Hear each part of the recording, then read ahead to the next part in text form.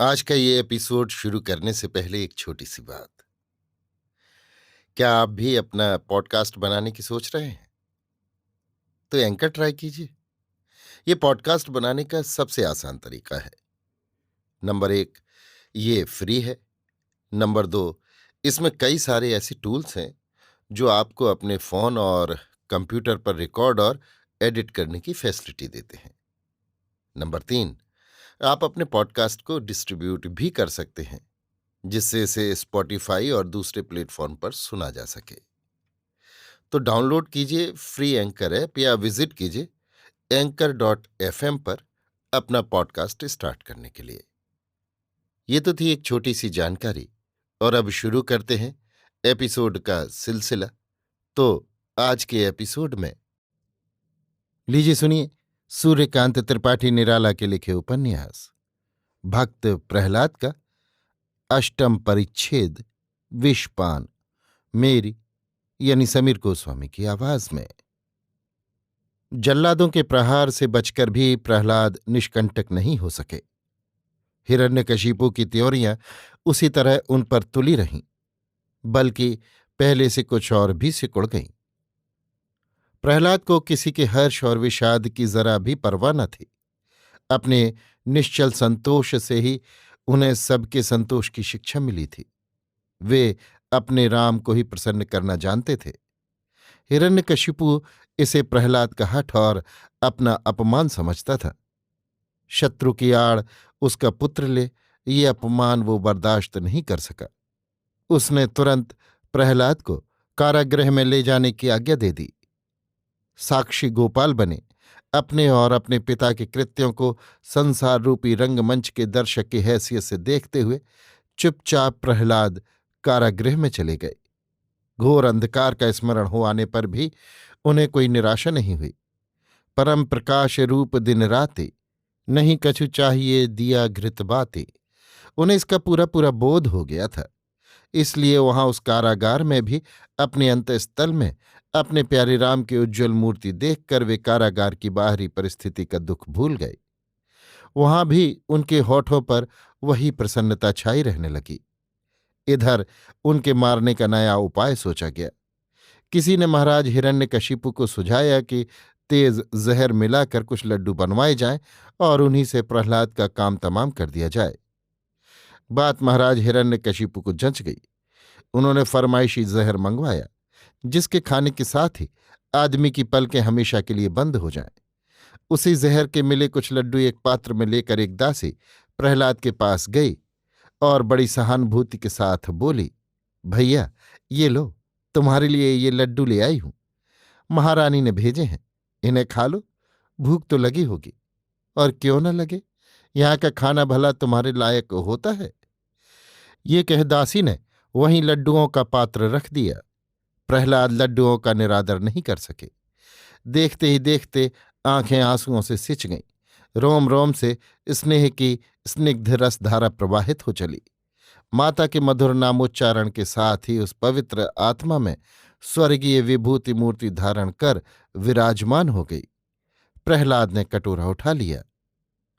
परमप्रिय परमात्मा की याद आई, जिसके लिए आज कारागार में उन्हें जाना पड़ा, जिसके लिए कल उन्हें प्राणदंड की आज्ञा दी गई थी, जिसके प्रेम का परिणाम आगे चलकर उनके लिए और भी भयंकर होने वाला है। उसे छोड़कर अकेले ही वे कब उन लड्डुओं को खा सकते थे। हाथ जोड़ उस प्रियतम का स्मरण कर पहले उन्हीं की सेवा में प्रहलाद ने लड्डुओं का समर्पण किया। भक्त के लिए ही जिन्हें बार बार अवतार लेना पड़ा, अलख निरंजन और अविनाशी होकर भी जिन्हें नश्वर संसार में आकर अनेक प्रकार की लीलाएं करनी पड़ी, वे प्यारे भक्त की वो प्रेमाश्रु सिंचित तल्लीन अवस्था को देखकर स्थिर न रह सके। उन्हें फिर आना पड़ा, परंतु अब के ज्योतिर्मय दिव्य रूप धारण कराए, दूसरों की दृष्टि बचाकर।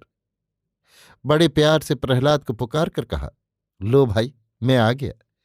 तुम्हें यहां बड़ा कष्ट हो रहा है ना? समय ही तो है और तुम जानते ही हो। हिम्मत न हारना, तुमने मुझे लड्डू खाने के लिए बुलाया है। लाओ भाई, बड़ी दूर से आ रहा हूं, थक गया हूं, भूख भी बहुत लगी है। ये कह प्रहलाद के हाथ से श्री भगवान ने जहर का कटोरा ले लिया और प्रेमपूर्वक कुछ लड्डू खा गए। कुछ प्रहलाद को भी स्वयं ही खिला दिए। अपूर्व स्वाद था। प्रहलाद को इतना मधुर स्वाद और कभी न मिला था। हंसकर कहने लगे, ये लड्डू माता के दिए हुए हैं, तिस पर तुम्हारा प्रसाद। जान पड़ता है इन्हीं कारणों से इनमें इतनी मधुरता आ गई है। भगवान मुस्कुराने लगे। कुछ देर में जब कटोरा साफ हो गया तब बोले, प्रहलाद अब मैं जाता हूं, जब बुलाओगे तब फिर आऊंगा। परंतु ये लड्डू तुम्हारी माता के भेजे हुए नहीं थे। तुम्हें मारने के लिए तुम्हारे पिता ने जहर के लड्डू बनवाकर तुम्हारी माता के नाम से दासी के हाथों भिजवाए थे। अच्छा अब जाता हूं। भगवत ज्योति वहां से अंतर्हित हो गई। इधर महल में रानी कयाधु को खबर लगी कि महाराज हिरण्यकशिपु को प्रहलाद की ईश्वर भक्ति मालूम हो गई। ये भंडाफोड़ पाठशाला से हुआ है। सुनते ही रानी का कोमल कलेजा दहल गया। पुत्र स्नेह की पीड़ा से वे विह्वल हो गईं। जिस बच्चे को वे अपने प्राणों से भी अधिक प्यार करती थीं, जिसकी सरलता से उनके हृदय में कितनी ही बार स्वर्गीय सुधा स्रोत उमड़ चुका है, जिसके क्षण मात्र के दर्शन से उनका मन अधीर हो जाता था, जिसे इस शंका से बचाने के लिए छाया की तरह वे पीछे लगी फिरती थी, आज उनका वही पुत्र हिरण्यकशिपु के कालपंजे में फंसकर कारागार कष्ट झेल रहा है। सुनते ही उनका मुख सूख गया। अंग अंग से हिरण्यकशिपु की विरोधी शक्ति सजग हो होकर उन्हें उसके विरुद्ध उत्साहित करने लगी। जब हिरण्यकशिपु और प्रहलाद, पति और पुत्र दोनों की मूर्तियां अपने भावों के साथ उनके सामने आती थीं, तब हिरण्यकशिपु की उग्र मूर्ति को उनका सुकुमार मन किसी तरह अपना नहीं सका। वो बार बार प्रहलाद की ओर झुक जाता था। इस सरल शिशु पर अत्याचार करने वाले अन्यायी हिरण्यकशिपु को वे किसी तरह क्षमा नहीं कर सके। हृदय में खलबली मच गई। खून का हर एक बूंद हिरण्यकशिपु का विरोध कर रहा था, विपरीत गति से प्रवाहित हो रहा था। आवेश की अवस्था में प्रहलाद को देखने की लालसा तीव्र हो गई।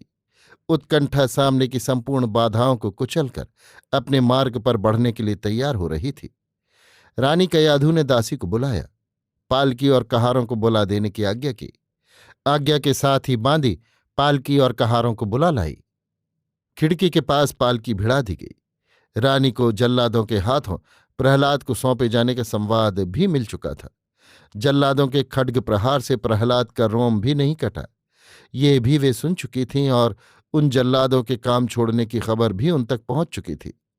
इस तरह जिस अलक्षित शक्ति के प्रभाव से प्रहलाद क्रूरता के पंजे से छुटकारा पाते आ रहे थे, उसका एक उज्ज्वल प्रमाण प्राप्त करके भी वे उसी शक्ति के भरोसे प्रहलाद को छोड़कर निश्चिंत नहीं रह सकीं। उनका करुणार्ध हृदय बार बार अपनी रसधारा में प्रहलाद को बहाकर बचा लेने के लिए उद्वेलित हो रहा था। पालकी कारागार के सामने आ लगी। सिपाहियों को जब मालूम हुआ कि रानी जी स्वयं आई हुई हैं, तब एक दूसरे की ओर जिज्ञासा की दृष्टि से कुछ देर तक चुपचाप ताकते रहे। रानी को रोककर जान खतरे में डालने की हिम्मत किसी में न हुई। सबने सशस्त्र सलामी देकर मार्ग छोड़ दिया। रानी कारागार के अंदर चली गई, जहां उनका प्यारा पुत्र अंधकार में पड़ा हुआ अपनी परीक्षा के दिन पूरे कर रहा था। अंधेरे में प्रहलाद को न देख भय भरे कंपित कंठ से रानी ने पुकारा, प्रहलाद। माता का स्वर प्रहलाद फौरन पहचान गए। आवाज दे, मां मैं आया, घबराओ ना। प्रहलाद माता के गले से लिपट गए, पर रोए नहीं। उस बालक वीर की धीरता अथाह थी। प्राणों का मोह भी जिसने नहीं किया, वो स्नेह दुख से भला कब विचलित हो सकता था। उसने संसार में माता पिता का हक अदा करना ही सीखा था, परंतु सच्चा प्रेम उसका परमात्मा के पद पंकजों में ही था। जिस तरह लक्ष्मण की भक्ति और श्रद्धा पिता माता पर हक अदा करने के लिए ही थी, किंतु अंतर की सच्ची लगन श्री रामचंद्र जी ही में, उसी तरह प्रहलाद भी माता पिता को पूज्य देवता समझकर अपने जन्म का ऋण शोध कर रहे थे, किंतु उनका अंतर सदा परमात्मा की ओर ही खिंचा रहता था। प्रहलाद ने माता का बड़ा सम्मान किया, परंतु माता का ध्यान तो दूसरी ओर ही था।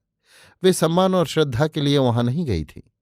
प्रहलाद की भावना उन पर कैसी ही रही हो, परंतु वे तो प्रहलाद के लिए अपने प्राणों को भी जरूरत पड़ने पर छोड़ सकती थी। माता के मनोभाव, माता का स्नेह, माता की आकांक्षा पुत्र के लिए कैसी होती है, ये संसार का कोई पुत्र नहीं सोचता कि एक दिन वो था जब माता ही मेरे अस्तित्व को बचा रही थी। माता की सांस मेरी सांस थी। माता का हृदकंप मुझ में हृत स्पंदन संचार करता था। माता की भूख प्यास से मेरी भूख प्यास मिटती थी। प्रहलाद भी माता के इस महत्व को नहीं समझ सके, परंतु क्योंकि पिता माता पुत्र के जीवनदाता हैं, इसलिए उनकी आज्ञा पर अपने जीवन को उत्सर्ग कर देना प्रहलाद खूब समझ गए थे। इसलिए पिता की आज्ञा का उन्होंने कभी कोई विरोध नहीं किया। रानी एक दृष्टि से अपने पुत्र को देखने लगी। कहीं कोई घाव न था, किंतु बार बार उसके कोमल अंगों को अच्छी तरह देखभाल रही थी। प्रहलाद हंसे, कहा, मां, मुझे कहीं भी चोट नहीं आई। तुम बेफिक्र रहो, राम मेरे रक्षक हैं। सच कहता हूं मां, मुझे कोई कष्ट नहीं हुआ। मैं राम की कृपा से बेदाग बच गया हूं। रानी की आंखों में आंसू भर आए। स्नेह भरे सुकोमल स्वर में उन्होंने कहा, बेटा, अगर राम जी की भक्ति करने के लिए तुम्हें आना था तो इस पापी कुल में तुमने जन्म क्यों लिया? किसी ऋषि महर्षि का कुल ही तुम्हें पवित्र करना था। यहां तो जानते ही हो तुम्हारे पिता का स्वभाव कितना क्रूर है। बेटा, हम जब तक जिए तब तक के लिए ही राम नाम लेना क्यों नहीं छोड़ देते? बेटा, तुम्हारे दुख से हमें बड़ा कष्ट होता है। मेरी बात मानो, अब कभी राम नाम जबान पर न लाना। प्रहलाद ने माता को समझाया, राम नाम ही एकमात्र जीवन का आधार होना चाहिए। इस पर अनेक उपायों से, अनेक युक्तियों से माता का विश्वास दृढ़ कर दिया। पुत्र के हृदय से राम नाम का बीज किसी तरह निकाला न जाएगा, ये रानी बहुत अच्छी तरह समझ गई। कोई वश था ही नहीं। अंत में पुत्र को गले लगा, राम के ही भरोसे उसे छोड़ आंचल से आंसू पोंछती हुई विवशता समझकर बाहर चली आई। अभी आप सुन रहे थे सूर्यकांत त्रिपाठी निराला के लिखे उपन्यास भक्त प्रहलाद का 8वां परिच्छेद विषपान, मेरी यानी समीर गोस्वामी की आवाज में।